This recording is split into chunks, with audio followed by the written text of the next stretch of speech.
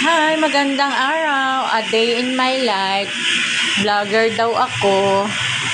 Tapos, yung nagbabakasyon sa amin nagluluto. Siya daw po magluto ng aming ulam. Saan ako kukuha tubig dito? Ayan. Pwede din doon. Tapos, yung tubig, hindi niya alam kung saan niya kukunin. Maglalaga daw po siya ng pork. Mars pa kayo na. Mahina na.